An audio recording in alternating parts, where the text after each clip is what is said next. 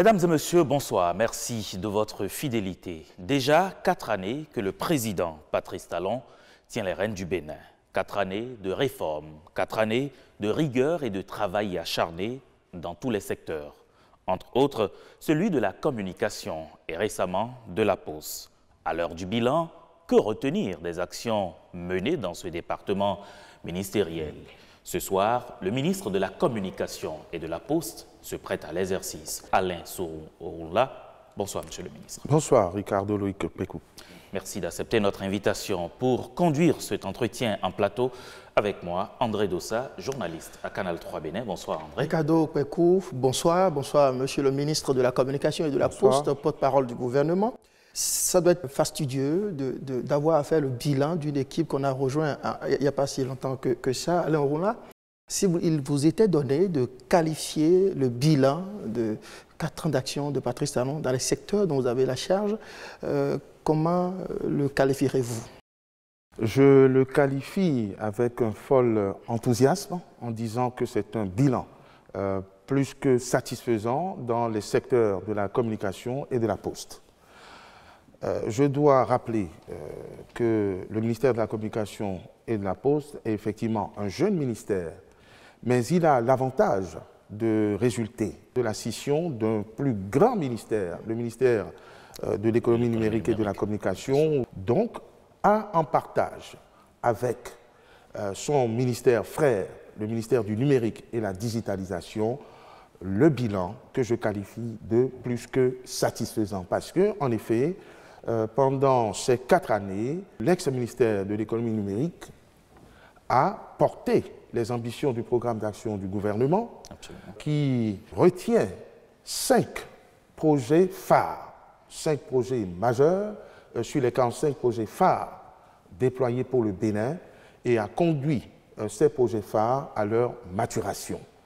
Le ministère que j'ai le privilège de conduire aujourd'hui peut se vanter non seulement de bénéficier du travail qui a été fait dans les 3 autres secteurs, les 3 autres projets phares concernant le numérique pur, la fibre optique, le haut débit, etc., la transition de l'analogique à la télévision numérique terrestre, qui est également un projet phare.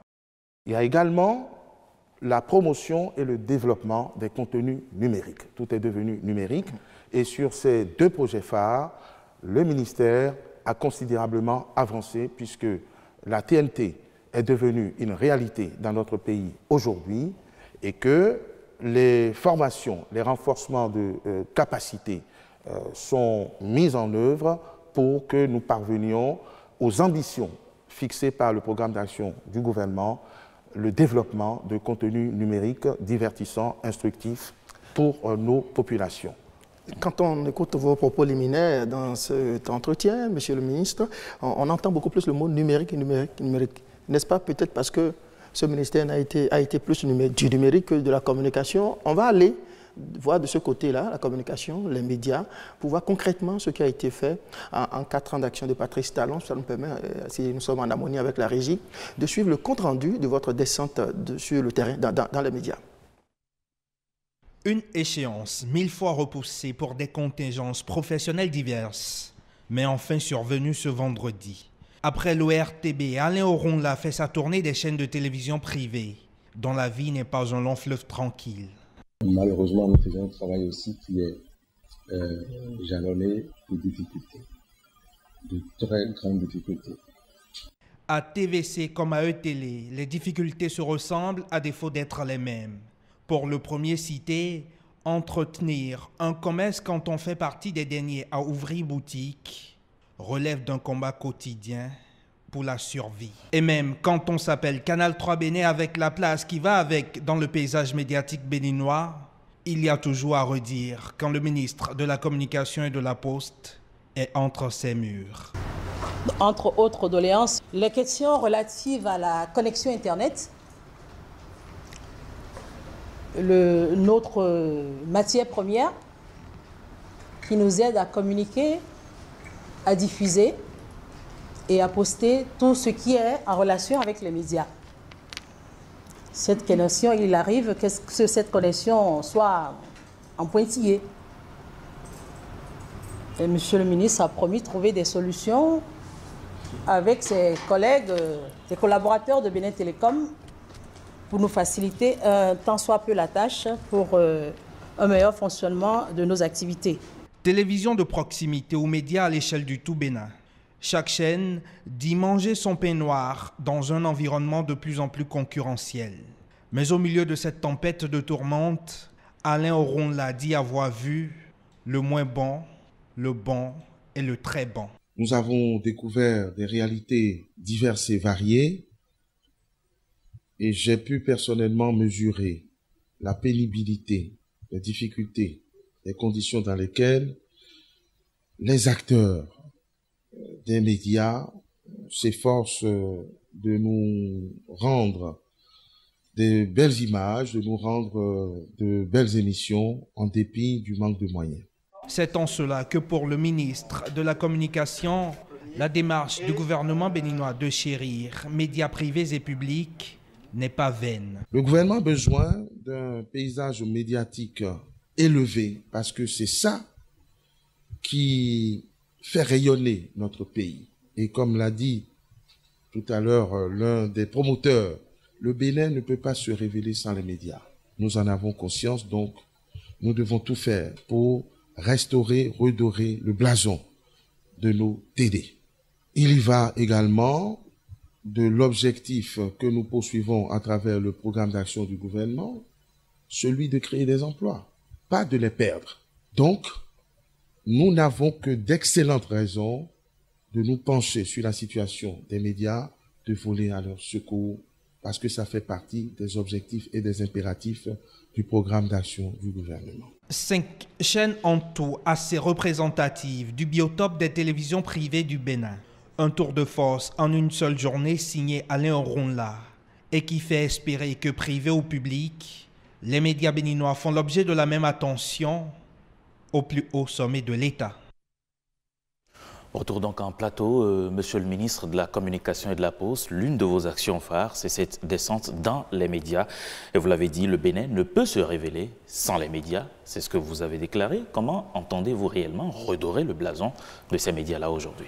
C'est exact. L'élément témoin rend témoignage, excusez le pléonasme, de ce que les médias ne peuvent se développer sans le numérique. Donc le numérique était un préalable, indispensable, incontournable, il fallait le développer. De la même manière que vous avez entendu l'un des patrons de presse réclamer la connexion Internet au débit. C'est également un préalable qu'il fallait établir, qu'il fallait régler, comme le gouvernement s'est attelé à rendre notre pays autonome sur le plan de l'énergie électrique, ce dont nous avons besoin, asphalter notre pays, transformer nos cités. Il fallait faire tous ces préalables qui concourent au développement, surtout pour le numérique et pour l'Internet, qui concourent au développement de nos médias. Alors, médias toutes catégories, nous avons conscience que sans les médias, nos progrès ne peuvent pas être connus. Sans les médias, la destination Bénin ne peut pas être connue, elle ne peut pas être vendue. Donc, les médias sont évidemment et éminemment au cœur. Alors, fort de cette conviction, je ne vous interromps pas, Monsieur le ministre, fort de cette conviction, qu'est-ce que le gouvernement, en 4 ans, a pu réaliser dans ce secteur donc, du numérique pour que nous ayons ce que vous avez pu voir à travers cette tournée dans les... Mais ce que je vous dis, c'est qu'il fallait réaliser ces préalables. Les acteurs des médias avaient une manière d'exercer. Nous avons changé d'époque. Donc il faut le renouvellement des matériels. Il faut que les médias puissent s'équiper, puissent s'outiller. Il faut renforcer leurs capacités. Et nous sommes dans la phase de transformation de la plupart de ces médias qui connaissent encore quelques difficultés d'organisation et de moyens. Mais cela n'empêche que le gouvernement a toujours eu une pensée pour ces médias puisque nous avons un cadre juridique rénové, renouvelé pour faciliter l'éclosion de nouveaux médias, renforcer la liberté par exemple de la presse. Nous avons des cadres qui ont été mis en place pour renforcer la capacité des acteurs des médias, secteur de plus en plus régulé avec des dispositions souples et des moyens qui sont mis en œuvre, notamment grâce au fonds d'aide aux médias qui a été augmenté pour permettre aux différents acteurs des médias de jouer leur partition et de s'épanouir dans leur travail et d'offrir aux Béninois des contenus de très grande qualité. Est-ce à dire, Monsieur le ministre, que sous Alain Oronla, évidemment, les médias, les journalistes auront une meilleure attention? Ce n'est pas la question du ministre, c'est tout un gouvernement, c'est le chef du gouvernement et c'est surtout le programme d'action du gouvernement qui a été adopté, qui résulte d'études, d'observations. Ce programme qui a été adopté, c'est lui qui est mis en œuvre. Le ministre n'est qu'un instrument de cette mise en œuvre et j'espère que je ne ferai pas moins bien que mes illustres prédécesseurs qui ont activement contribué à la mise en œuvre de ce programme d'action du gouvernement dans les secteurs qui nous préoccupent et qui l'ont fait à ma grande satisfaction et à celle, je l'espère, des acteurs des médias et surtout des populations béninoises. Le développement du numérique, toute chose dont a forcément besoin la télévision dans notre pays, on a pu l'entendre dans l'élément témoin. Cette activité est-elle suspensive des autres préoccupations des médias, par exemple le secteur de la publicité, la gestion du marché publicitaire dans notre pays? Mais on observe que le gouvernement, depuis 4 ans, n'a encore rien réalisé dans ce sens-là. Ce n'est pas exact de dire que le gouvernement n'a rien réalisé. Le gouvernement réalise beaucoup. Et la difficulté, c'est que certains acteurs ont tendance à banaliser ce qu'on appelle les préalables. Les préalables, c'est les fondations. C'est les fondations d'un nouvel univers que l'on veut bâtir. On a fondé pendant 4 ans. Oui, vous savez, le baobab ne pousse pas aussi vite que le maïs. C'est un programme très ambitieux, c'est une transformation structurelle fondamentale qui ne peut se faire à la va-vite. On ne va pas se précipiter parce qu'on construit durablement. En attendant, les médias ont continué à fonctionner et les conditions de vie et d'exercice des acteurs des médias continuent d'être améliorées. Il faut un temps, évidemment, avant que tout le monde soit formé, soit au diapason, parce que l'univers des médias est éclectique et varié, comme j'ai eu à le dire. Tout le monde n'a pas les mêmes moyens financiers, n'a pas les mêmes ressources humaines, n'a pas accès aux mêmes formations. Et donc, le gouvernement a la responsabilité et a entrepris d'offrir un cadre pour le plus grand nombre. Alors, les fruits seront davantage perçus et je comprends néanmoins l'impatience de certains acteurs qui sont dans l'espérance et qui ont hâte de voir ces fruits éclore. Comment peut-on considérer que les conditions de vie ou d'exercice s'améliorent avec des lois comme le Code du numérique et le Code de l'information et de la communication? Il n'y a que les délinquants qui ont à redouter du Code du numérique. Ça ne vise pas les journalistes. Mais le Code du numérique... Que de ses conséquences sur la liberté, la jouissance de la liberté d'expression, la liberté de presse? La liberté d'expression n'a jamais souffert d'atteinte. Nous avons consolidé le régime de dépénalisation de ce qu'on appelait naguère les délits de presse. Le Code du numérique, comme on l'indique, vise à prévenir les infractions qui peuvent se commettre par des voies électroniques, accessibles au plus grand nombre, accessibles à des gens qui ne sont pas journalistes. Donc, c'est un terrain commun. Et si sur ce terrain commun, quasiment incontrôlable, l'on laisse se perpétrer des infractions, le gouvernement ne serait pas responsable et c'est une menace à laquelle toutes les organisations, tous les pays font face. Donc, élaborer un code du numérique pour décourager la cybercriminalité n'est pas synonyme de viser les journalistes qui n'ont pas que cet espace pour s'exprimer et qui n'ont d'ailleurs pas à s'exprimer contre la loi par ces différents canaux. Quand on parle du code du numérique, c'est pour prévenir et punir ceux qui, par exemple, vont se livrer à l'apologie du crime, à des options régionalistes, à des diffamations. Voilà. Mais lorsqu'un journaliste, un acteur des médias fait son travail dans le respect des lois très libérales de notre pays, il n'y a rien à craindre. La preuve en est que la plupart des outils des médias qui diffusent par ces canaux exercent librement, tranquillement, et ne pourraient être inquiétés que si l'on relève des infractions susceptibles d'être poursuivies devant nos cours et tribunaux, ce qui reste encore très démocratique. Visiblement, Monsieur le ministre de la Communication et de la Poste, c'est un avenir radieux que vous promettez, que le gouvernement promet aux journalistes. Vous parlez d'ailleurs de la liberté de presse. Qu'en est-il, ou quels commentaires faites-vous sur le dernier classement de Reporters sans frontières dans lequel le Bénin a perdu des points? Le gouvernement n'a fait et n'a pu que prendre acte de ce classement, comme il a pris acte quelques jours et quelques semaines auparavant, d'autres classements, d'autres indices qui ont été perçus de manière plus confortable. Cela étant, la liberté de la presse, comme toute liberté, sont des quêtes permanentes.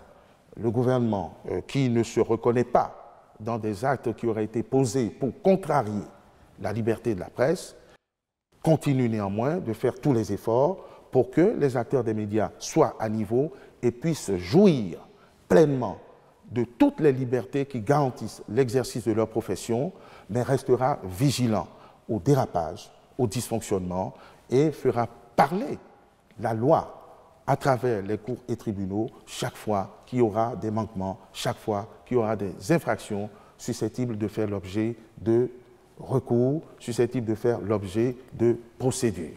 Une petite dernière relance sur cette question. Alors, l'évocation de la contre-performance du Bénin dans le classement Reporters sans frontières, vous mettez d'emblée le curseur sur les points positifs du Bénin, les performances économiques, la performance sur d'autres plans.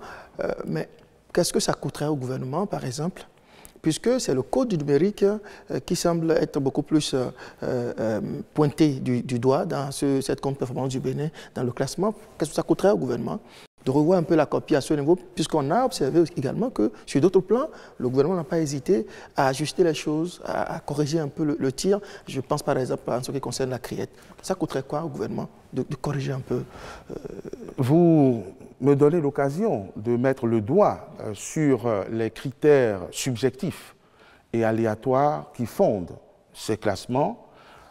Vous donnez l'occasion de visiter la philosophie des organisations qui font ces classements et donc qui nous donne l'occasion de constater qu'un classement qui se fait sur la base de notre code numérique, dont la validité a été admise par nos institutions, un code du numérique qui ressemble à tous les codes numériques, à toutes les lois qui encadrent l'exercice de l'activité par les canaux digitaux, cette fragilité ne peut pas imposer à un État de revoir sur ce seul point son code. Si le code numérique doit être revisité, et c'est la nature de toutes les législations, rien n'est figé, le gouvernement ou le Parlement prendront leurs responsabilités. Mais le code du numérique ne peut pas être révisé alors qu'il n'a pas été suffisamment éprouvé, alors que les citoyens n'en ont rien à redouter, alors que ce code a été justement établi pour prévenir, c'est important que nous soulignons cette expression, prévenir et punir les infractions. Ça veut dire que l'espace est libre et qu'on peut y faire toutes sortes d'activités à condition que ce soit légal, licite. Cet espace n'est pas fait pour ceux qui sont mal intentionnés et qui, malheureusement, existent. S'il se trouve que certains activistes, certains amis des réseaux sociaux pensent que c'est un espace pour dire tout et son contraire, j'allais presque dire tout et n'importe quoi, et enfreindre à la loi, je suis désolé, le code du numérique, dans son application, permet de réprimer. Et ce n'est pas le code du numérique qui se lève tout seul. C'est d'abord des faits qui sont perpétrés, constatés, des enquêtes qui sont menées par des unités de police spécialisées, une procédure qui est ouverte par le parquet, composé de magistrats, donc de gens censés, et jugés. Ça veut dire que c'est tout un processus. à l'issue duquel, si une sanction tombe, on ne peut pas venir l'imputer seulement au Code du numérique qui prévoit, prévient et guérit. Donc, l'attention doit surtout être portée sur l'utilisation de ces canaux digitaux, sur les acteurs qui fréquentent ces canaux digitaux, que nous devons sensibiliser davantage afin qu'ils ne rentrent pas dans les dérapages que nous pouvons observer à un moment ou à un autre. Et ce travail incombe également aux acteurs des médias, qui sont aussi des utilisateurs, je dirais presque accessoires, parce qu'ils restent, eux, soumis à leur déontologie, et que ce soit par les canaux digitaux ou pas, il y a déjà cette déontologie qui s'impose aux acteurs des médias et qui ont toujours su respecter cette déontologie dans leur immense majorité. Ça fait une grosse vingtaine de minutes d'entretien et depuis, vous n'avez pas évoqué la TNT qui est pourtant une activité majeure du secteur de la communication dont vous avez la charge. Faites-vous exprès ou bien c'est parce que c'est un chantier inachevé dont on ne peut pas triompher? Au contraire, c'est le chantier le plus abouti. La TNT, effectivement, c'est l'un des projets phares du programme d'action du gouvernement qui a pour ambition d'offrir une couverture à nos foyers, une couverture à 100% à l'horizon 2021. La TNT, c'est la télévision numérique terrestre, c'est d'abord une télévision. Le numérique, on en a déjà parlé. Et donc, quand on parle de TNT, c'est l'implantation de sites. Les sites sont tous installés aujourd'hui dans notre pays. Les différentes salles sont équipées et nous sommes, pour aller vite sur ce secteur, dans une phase pilote. C'est-à-dire que nous avons de la TNT à portée de main. Nous expérimentons la chose puisque vous verrez sur certains canaux des chaînes bookées sur cette TNT. C'est un projet pour lequel on a quand même mobilisé 49,2 milliards de francs CFA, donc ce n'est pas un petit projet. Les sites sont implantés, les antennes que nous connaissions ont été rénovées, je crois qu'il y en a 35 en tout qui ont été rénovées et sur ces 35, 26, conformément aux objectifs assignés, sont passés au numérique. Sont passés de l'analogique au numérique, pour lesquels nous sommes en phase presque finale de négociation et de signature avec une société partenaire des différentes structures que nous devons mettre en place. Cela a donc l'avantage de moderniser, un tant soit peu, les chaînes, notamment la chaîne du service public. C'est un mode de diffusion un peu plus accessible. Et c'est pour cela d'ailleurs que le gouvernement investit considérablement dans ce secteur pour faciliter la tâche à nos compatriotes. Et ça appelle évidemment une modernisation des différentes chaînes de télévision. C'est bien, pas reprocher au gouvernement de vouloir permettre aux citoyens d'avoir un accès plus facile au programme, au contenu de nos médias, mais quelles seront les retombées pour les chaînes justement qui vont être diffusées sur le bouquet TNT? Ce qui est important, c'est les retombées pour les Béninois. C'est les retombées pour les populations qui vont accéder à une télévision de qualité, à un coût moindre. Les chaînes de télévision, ce sont les entreprises. Ne vous inquiétez pas. Oui. Les entreprises savent défendre leurs intérêts et il y a un cadre qui est offert pour cela puisque ça va être un partenariat. Et dans le cadre de ce partenariat, il y a des contrats, il y a des clauses qui seront certainement négociées à l'avantage de ces différents éditeurs, de ces différentes chaînes de télé. Mais la préoccupation majeure qui est la nôtre, c'est de permettre à tous les Béninois d'accéder à cette télé de qualité. À quelle échéance, par exemple? C'est déjà là, puisque je vous ai parlé de la phase pilote. Je vous ai parlé de la phase pilote.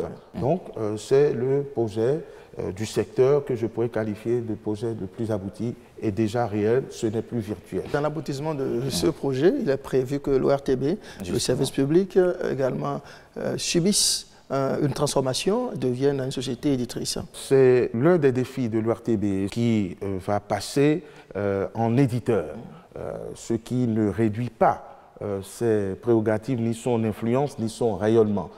Au contraire, ça permettra de restructurer, de renforcer le personnel et les capacités professionnelles de ce personnel. De revoir les programmes également. Complètement, revoir les métiers et permettre de se concentrer sur les contenus, comme on le disait en introduction. Donc c'est une très bonne nouvelle pour l'ORTB que cette transformation qu'elle est en train de se préparer à affronter Et je crois que c'est devenu une réalité au sein de cette société dont le personnel se dévoue un peu anxieux, mais commence à s'acclimater à ce nouvel environnement qui sera forcément bénéfique et pour les populations et pour les personnels de l'ORTB.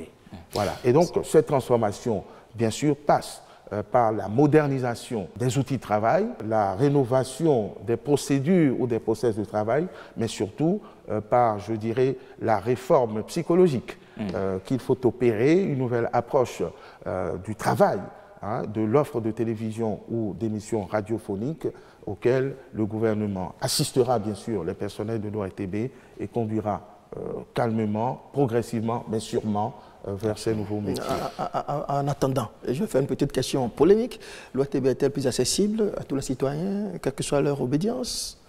L'ORTB est une chaîne du service public au service donc de la nation. Absolument. Et est et demeure et sera encore accessible à tous. Ça se voit. Un avenir radieux donc, dites-vous, Monsieur le ministre de la Communication et de la Poste, non seulement pour les médias, mais plus précisément encore pour l'ORTB, mais des réformes, vous en parlez, des réformes, il y en a également à l'ONIP. Je vous propose, Monsieur le ministre, de regarder cet élément et puis on revient juste après. Si vous observez bien, nous avons eu des avancées ou des changements sur plusieurs formes. La première forme de changement que nous pouvons observer et qui est palpable, c'est d'ailleurs la présentation physique du journal. Il est de notoriété aujourd'hui que la nation a une meilleure présentation que de par le passé. Parce que quand vous prenez la nation aujourd'hui, vous avez envie de lire et de découvrir son contenu. La deuxième avancée, c'est que le contenu est beaucoup plus achalandé.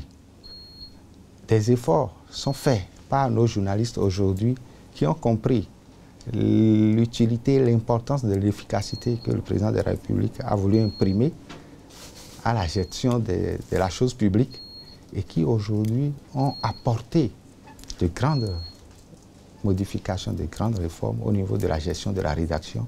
Et nous avons de nouvelles rubriques qui sont créées et qui sont animées par des journalistes qui ont compris l'utilité de la bonne information qu'il faut donner aux citoyens pour être plus éclairé. Et vous savez qu'aujourd'hui, on dit souvent que celui qui a l'information a le pouvoir. Et que si les citoyens doivent contribuer à l'œuvre de développement que le président de la République est en train d'impulser au pays, il va falloir qu'ils soient informés et qu'ils aient la bonne information. Quand nous prenons l'imprimerie Nation Impression, c'est d'ailleurs la première, la plus grande imprimerie du Bénin, vous allez vous rendre compte que depuis peu, notre imprimerie est en train de se faire entendre parce que depuis l'avènement du président Talon, avec sa rigueur de gestion et l'impulsion qu'il a donnée à la gestion de façon globale, cette impulsion qui est portée par les ministres, fait qu'aujourd'hui, au niveau de notre office, nous avons enregistré de très grandes avancées sur le plan d'abord de la gestion globale, parce que l'efficacité de la gestion qu'il a impulsée a fait que depuis peu, bien que nous n'ayons plus de subventions, nous avions fait un résultat plus meilleur que ce que nous avions l'habitude d'engranger les années passées. L'imprimerie aujourd'hui, avec la rigueur de gestion, nous avions un patrimoine en termes de machines qui était un peu négligé, mais nous avons compris que c'est des ressources matérielles qu'il faut réhabiliter et utiliser à bon escient pour engranger des ressources financières. Et dans ce sens, nous avons fait réparer la plupart des machines qui étaient oubliées et qui toutes sont actives aujourd'hui. Et d'ailleurs, c'est ce qui justifie la bonne présentation du journal. Et nous les avons réparées, nous les avons mis au service de nos populations. Il est loisible aussi aujourd'hui à nos clients de faire des commandes à l'imprimerie, qui est l'imprimerie mère, pour avoir des travaux d'imprimerie bien réalisés. Et nous ne sommes pas arrêtés là. On s'est dit, le numérique aujourd'hui est le secteur où il y a la grande révolution. Et nous avions décidé, avec le concours de l'État, d'acquérir des machines numériques pour avoir des travaux, pour réaliser des travaux d'imprimerie avec une précision inégalée. On n'est pas resté en maille, on ne s'est pas dit qu'on a une entreprise publique et qu'il faut dormir sur le laurier, mais nous avons compris qu'aujourd'hui, que nous devions nous prendre en charge et résolument aller de l'avant. Monsieur le ministre de la Communication et de la Poste, 4 ans d'action du gouvernement Patrice Talon dans le secteur des médias, y compris à l'ONIP. Qu'est-ce qu'il faut en retenir fondamentalement, au-delà de ce que nous venons de suivre? On ne peut pas aller au-delà de ce que nous venons de suivre, puisque ce que nous avons suivi rend compte fidèlement des progrès qui ont été réalisés. Le progrès que moi j'ai le plus observé, c'est qu'il y a une rationalisation de la gestion, parce que l'ONIP demeure dans ses attributs traditionnels. Il y a d'un côté la presse, le journal papier La Nation, le quotidien, qui subit une profonde transformation et qui a une ligne éditoriale épurée, appréciée du plus grand nombre des Béninois. Et l'autre métier de l'ONIP, qui est l'imprimerie, qui s'est également adapté à cette expression que vous n'aimez pas beaucoup, le numérique, qui est transversal. Oui. Au-delà de cela, nous voudrions impulser, parce qu'il n'y a pas un programme particulier adressé à l'ONIP, que j'invite le plus grand nombre à aller visiter et à passer commande, parce que nous avons ce besoin. C'est une grande imprimerie, je suis même tenté de dire la plus grande imprimerie, qui gagnerait à servir l'administration, à servir les particuliers, mais au-delà de ça, l'ambition que nous nourrissons pour l'ONIP... Les privés ne seront pas contents de vous, hein? Écoutez, c'est un secteur ouvert à tous, il y a le privé, il y a le public, comme dans les médias. C'est de voir comment nous pouvons orienter l'ONIP vers de nouveaux métiers. L'autre entité, Monsieur le ministre, qui garde également, je dirais, ces différents objectifs et qui, sous votre tutelle évidemment, est en train d'être réformée, c'est la Poste, n'est-ce pas André? Tout à fait. Et je voudrais, avant qu'on en parle, qu'on suive également cet élément témoin, et puis on reviendra pour la discussion.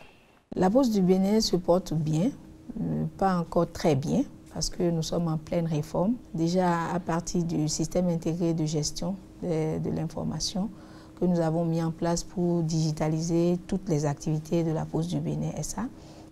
Nous faisons désormais les SMS banking, ce qui ne se faisait pas parce que, comme vous le savez, la Poste est une entreprise traditionnelle qui a pour mission d'apporter le service universel, d'assurer le service universel, donc de s'occuper des populations à la base. Nous sommes en train d'éliminer petit à petit les livrets d'épargne. Vous savez que c'est la Poste qui s'occupe de la caisse d'épargne, donc on est en train d'éliminer les livrets d'épargne pour faire maintenant des cartes aux clients et avoir une base de données correcte de notre clientèle.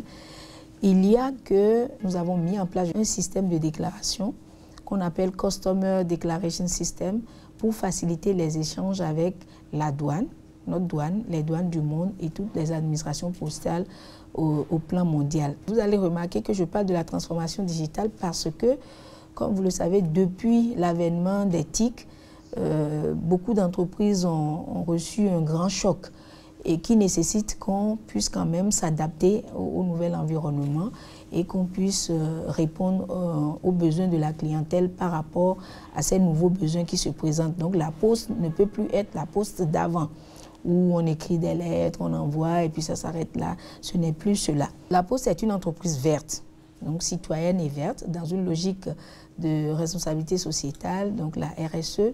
Nous avons créé un village numérique où la population a accès à l'énergie solaire, aux services financiers et puis aux TIC. C'est le cas du village pilote d'Adido dans la commune de Bonou.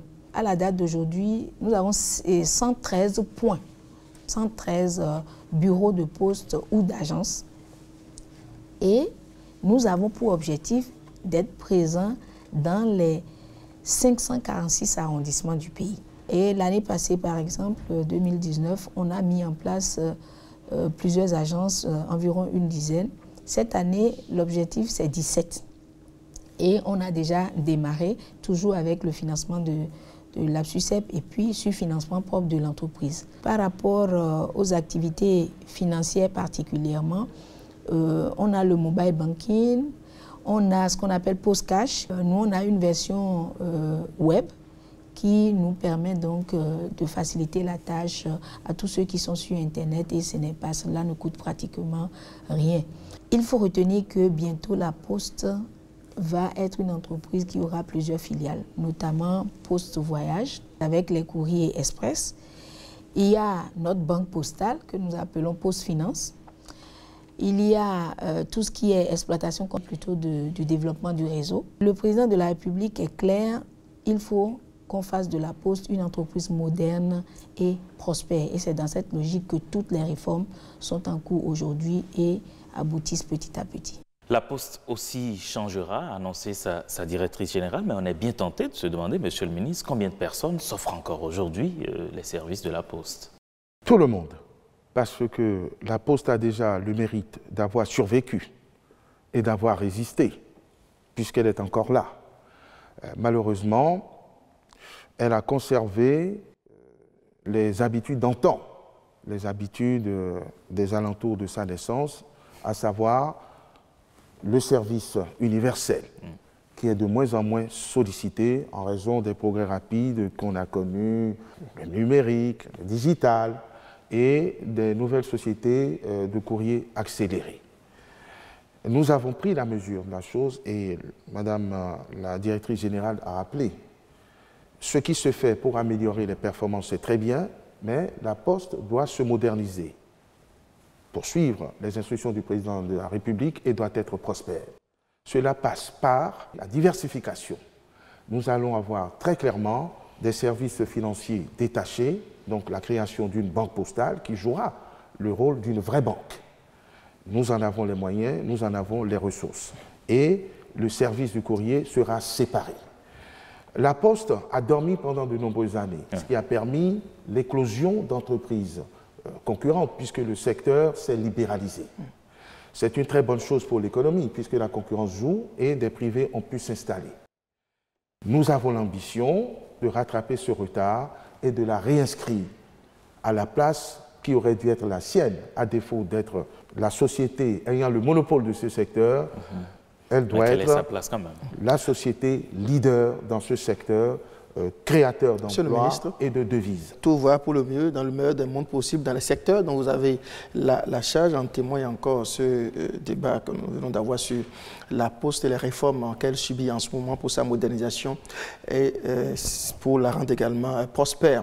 On va parler des innovations, de cet autre volet. Vous êtes porte-parole du gouvernement, Maître Alain Orunla, et à cet effet, vous avez créé quelques éléments, notamment le gouvernement en contact avec le peuple, avec les populations. On va suivre rapidement ce compte-rendu de l'une de vos descentes sur le terrain dans le cadre de votre volet porte-parole de l'action du gouvernement, puis on viendra pour la discussion.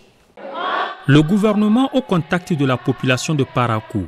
Cet exercice républicain de dialogue avec les citoyens est opportun à l'ère de la désinformation à travers les réseaux sociaux. Cette démarche de proximité apporte les vraies informations à la population. Pendant que le gouvernement travaille à exécuter le programme d'action du gouvernement que tout le monde connaît, PAG, en silence et en toute sobriété, eh bien, il y a des acteurs politiques ou des activistes qui passent leur temps à diffuser de fausses informations et à faire croire que rien ne se faisait et que rien de bon ne se fait sous la rupture. C'est normal parce que pendant qu'on travaille et qu'on ne parle pas, eh bien, il faut bien qu'il y ait des mauvaises herbes qui occupent le terrain. Il est temps de mettre un terme à cette désintoxication en venant s'expliquer directement auprès des populations, surtout que après plus de 2 années de mise en œuvre et d'exécution du programme d'action du gouvernement, les résultats sont là, perceptibles, palpables. Les sujets objets des échanges impactent la vie quotidienne des citoyens pour leur bien-être dans toutes les communes. L'asphaltage a touché Parakou. C'est beaucoup d'investissements qui permettent d'avoir des cités habitables beaucoup de difficultés, notamment concernant l'énergie électrique, ont été réglées et sont conjuguées au passé. Une centrale thermique a été construite d'une capacité de 136 MW, je ne sais pas si ça vous dit quelque chose, et qui permet au Bénin d'avoir une autonomie énergétique. Nous avons, sous le leadership inspiré et éclairé du président de la République, réglé le problème de l'eau. Et au plus tard en 2021, mais c'est déjà une réalité en 2020, l'eau potable est dans toutes nos villes et dans toutes nos campagnes. La restauration de l'hôpital. Hôpital dans toutes les grandes villes qui sont équipées et surtout la construction d'un hôpital de référence en dehors de la production cotonnière dans laquelle nous sommes passés premiers cette année. Il y a le développement d'autres filières agricoles dont vous avez entendu parler, la filière cajou, la filière karité. Ces réalisations sont les fruits de la rigueur et du patriotisme dans la gouvernance du pays. De 2016 à ce jour, les actions déjà réalisées à Parakou se chiffrent à peu près à près de 40 milliards de nos francs. Je veux citer l'achèvement des travaux de contournement et de traversée de la ville qui ont coûté 30 milliards. Les travaux d'alphatage, dont la première phase en cours s'élève à plus de 8 milliards. À ces investissements, on peut ajouter les financements sectoriels, dont les plus récents sont le renouvellement des infrastructures de la SONEB, l'amélioration des prestations de la SBE et les importants appuis à la décentralisation. Un montage total avoisinant les 20 milliards, ces actions comprennent la réalisation de 11 km de voies, la construction de 2 autogares et d'un marché local. Tous ces progrès aujourd'hui sont rendus possibles par la méthodologie qui est adoptée par le gouvernement, à savoir ne pas bavarder, regarder les choses en face et prendre les mesures rigoureuses qui s'imposent pour que nous ayons le minimum auquel nous avons droit depuis des décennies. La population exprime enfin ses attentes sur la promotion de l'emploi des jeunes, la construction d'un centre de conférence et d'un centre hospitalier départemental, la mise à disposition des enseignants dans toutes les écoles. Le porte-parole du gouvernement rassure, le gouvernement donne déjà progressivement une réponse à chacune de ses préoccupations. Alain Roland, n'est-ce pas le volet de votre portefeuille dont vous êtes le plus fier, puisque avocat, ça vous permet d'être au contact des populations, d'haranguer les foules. C'est passionnant, n'est-ce pas? Il n'y a pas de volet négligeable dans les attributions du ministère ou du ministre de la Communication et de la Poste. Moins stressant, moins. Ah non, je crois que c'est la communication, les médias avec tous leurs problèmes, réforme à la Poste. C'est ce qui est plus contraignant, plus irrationnel, puisque c'est des contacts humains. Et ce n'est pas un volet anodin, mais je vois plutôt cet exercice comme relevant de la promotion de l'action gouvernementale. Ce n'est pas haranguer, c'est rendre compte aux Béninois, aux populations. Et c'est surtout faire de la politique. Des efforts qui sont faits par les gouvernants en contrepartie et en compensation des sacrifices qu'on leur demande de consentir. Et ça permet aux uns et aux autres d'être édifiés, d'être situés sur le labeur des gouvernants et sur les fruits qui commencent à être perçus et mieux perçu lorsqu'on le fait directement au contact des populations. Je dirais tout simplement que c'est un style de communication comme il y en a d'autres et comme il pourrait y en avoir d'autres à venir. Et nous n'en sommes pas moins fiers, bien évidemment, puisque les Béninois que nous avons eu l'occasion de rencontrer ont témoigné et nous ont fait ressentir qu'ils en avaient besoin et qu'ils en redemandent encore. Justement, Monsieur le ministre, vous avez fait le tour de beaucoup de communes, dans plusieurs départements. N'est-ce pas une nouvelle forme de propagande? Tout dépend de là où chacun se situe. Nous savons que nous faisons de la promotion de l'action gouvernementale réclamé par les populations, par les élus, qui s'y rendent massivement, qui sont contents de savoir, de la même manière que le gouvernement, qui a été très discret, à l'œuvre pendant ces 4 années. C'est ce qui est étonnant. Ça n'a rien d'étonnant. Nous avons bien entendu le président de la République dire que de lui laisser le temps de mettre en œuvre son programme, et le moment venu, on saura s'il a travaillé ou pas. Donc c'est une question de style et d'époque. Pendant que le gouvernement était au charbon, au labeur, il n'y avait pas le temps de montrer quoi que ce soit. Maintenant que les fruits sont perceptibles, on peut comprendre et on peut aller sonder les populations parce que ce n'est pas dans un sens. Donc ce n'est pas une campagne précoce. C'est dans les deux sens. Non, mais c'est interdit. Il n'y a pas d'enjeu où il y a une campagne effectuée. Et ce qui est important, c'est que ce besoin est manifesté par les populations qui manifestent également tout leur enthousiasme, qui comprennent davantage ce qui leur paraissait lointain, et c'est un exercice... Vous avez l'impression que les populations sont fières, sont satisfaites? Ce n'est pas qu'une impression, c'est palpable, c'est visible, et elles le disent. Nos compatriotes que nous rencontrons savent le manifester.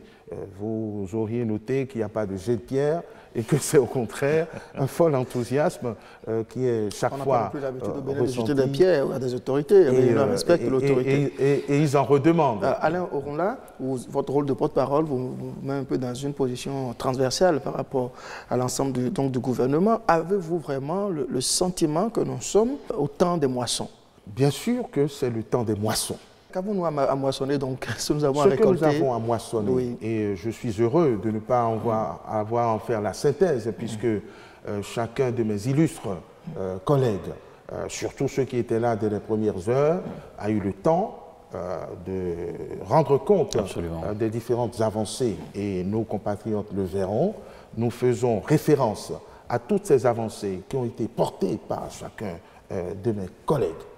Et vous aussi, nous sommes dans le peuple, nous sommes des citoyens, nous voyons les résultats extraordinaires qui ont été obtenus. Le mot n'est-il pas un petit peu fort? Il n'est pas fort parce que quand on vient découvrir une maison en délabrement, non pas que je voudrais jeter la pierre aux prédécesseurs du président Talon, nous avons pris nos habitudes, nous avons stagné, parfois régressé dans bien des domaines. Et aujourd'hui, le constat est là, qu'en 4 années, de gros efforts ont été faits et ont porté des fruits visibles, perceptibles, que toute personne d'une bonne foi moyenne devrait reconnaître qu'il y a eu du travail. Et c'est en cela que je suis fier d'appartenir à ce gouvernement qui a mis les gouvernants au travail, qui a mis les Béninois au travail et qui a démontré qu'en rationalisant les choses, avec un peu d'audace, beaucoup d'abnégation, on peut aller vite et loin. Après 4 ans de gestion du pays, qu'est-ce que Patrice Talon n'a pas encore fait? Quelle action il n'a pas encore accomplie ou bien accomplie, selon vous? Ça, c'est le point de vue de Alain Oronla que je demande. Je crois que le président de la République ne se satisfait pas des résultats, même s'ils sont excellents. Et votre point de vue? Mon point Qu'est-ce de que vous vue, auriez souhaité qu'il fasse? Mon point de vue, c'est que tant qu'il n'aura pas transformé totalement le Bénin et que ses programmes phares, ses projets... C'est un homme, ce n'est pas un magicien. Il y a peut-être une petite insuffisance quelque part. Tel que je le connais, je dis que c'est un passionné du développement, et tant que tout n'est pas accompli, il ne sera jamais satisfait, et je crois qu'il ne se contente pas de ce qui a été fait. Chaque pas est un pas de plus, un pas gagné, donc vers le rattrapage du retard que nous avons connu dans l'essor et le développement de notre pays. Absolument. Monsieur le ministre, nous sommes au terme de cette émission. Votre conclusion? Je crois et j'invite nos compatriotes à rester dans la foi et l'espérance. Parce que, comme le président de la République l'a dit, l'heure du développement a sonné, il a véritablement sonné et nous devons y croire. Alain Oronla, ministre de la Communication et de la Poste. 4 années de gouvernance de Patrice Talon et les résultats sont palpables dans tous les secteurs. On voit, on constate que les choses ont réellement changé et que le Bénin va mieux. Alain Oronla est fier de défendre ce bilan et entend mieux faire aux côtés du président Patrice Talon pour le reste des années. Monsieur le ministre, c'était un plaisir de vous avoir reçu. Merci. Plaisir partagé. Merci. André Dossa, merci. Merci Ricardo. Mesdames et messieurs, c'est la fin de cette émission. Merci de votre fidélité. Bonsoir chez vous.